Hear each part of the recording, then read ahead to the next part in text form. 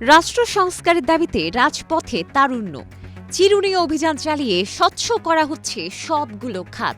বাদ যাচ্ছে না পুলিশ, বিশ্ববিদ্যালয় প্রশাসন, বিচারপতি সহ বাংলাদেশ ব্যাংকের গভর্নরও।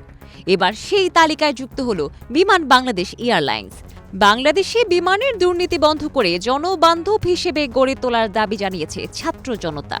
শনিবার সকালে এয়ারপোর্টের পাশে বিমানের বলাকা অফিস ঘেরাও করেন তারা। এ সময় টিকিট জালিয়াতি, নিয়োগে দুর্নীতি, কেনাকাটায় অনিয়ম বন্ধ সহ বেশ কিছু দাবি তুলে ধরেন বিক্ষোভকারীরা। এর আগে সরকারের পদত্যাগের পর অভ্যন্তরীণ নিয়ম সংস্কারের দাবিতে বিক্ষোভ করেছিলেন বিমান বাংলাদেশের কর্মকর্তা-কর্মচারীরা। এ সময় দুর্নীতিবাজ কর্মকর্তা-কর্মচারীদের পদত্যাগের দাবি জানানো হয়।